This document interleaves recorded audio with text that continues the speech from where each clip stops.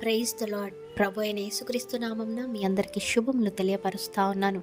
ఈ యొక్క వాగ్దానాలచే మీరు ఆదరింపబడినట్లయితే తప్పకుండా ఇతరులకు షేర్ చేయడానికి ప్రయత్నించండి.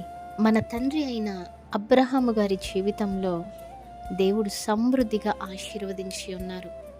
ఆయన కృపను ప్రసాదించి ఉన్నారు.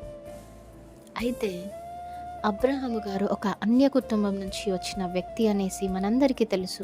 అయినప్పటికీ దేవుని పిలుపుకు లోబడి ఆయన చిత్తానుసారమైన జీవితము జీవించి అన్ని విధాలుగా అబ్రహాము గారు దీవించబడి ఉన్నారు, ఆశీర్వదింపబడి ఉన్నారు.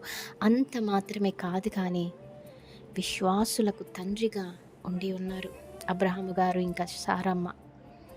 అయితే ఈరోజు ఈ వీడియో చూస్తున్న మీలో చాలామంది అనుకోవచ్చు, నేనెందుకు ఇంకా ఆశీర్వదింపబడలేదు, నేనెందుకు ఇంకా దీవింపబడలేదు, నా మీద ఎందుకు దేవుని కృప లేదు అని.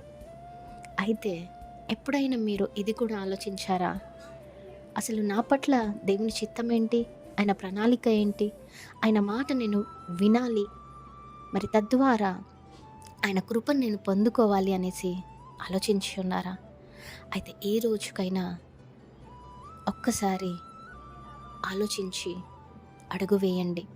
దేవుడు తప్పకుండా మిమ్మల్ని దీవిస్తాడు, ఆశీర్వదిస్తాడు, ఆయన కృపను మీ పైన చూపిస్తారు. ఎప్పుడైతే ఆయన చిత్తానికి లోబడి, ఆయన పిలుపుకు లోబడి, ఆయన ప్రణాళిక గుండా మీరు వెళ్ళినప్పుడు తప్పకుండా దేవుడు భౌతికపరమైన జీవితంలోనూ ఆధ్యాత్మిక జీవితంలోనూ దేవుడు తప్పకుండా మీ అందరినీ ఆశీర్వదిస్తాడు, దీవిస్తాడు. ఆయన కృప నిండుగా మీకు, మీ కుటుంబానికి ప్రసాదిస్తాడు అనేసి నమ్మండి, విశ్వాసం ఉంచండి. దేవుడు మీ అందరి జీవితంలో ఈ వాగ్దానమును నెరవేర్చునుగాక. ఆమేన్. Praise the Lord. Have a great day and God bless you all.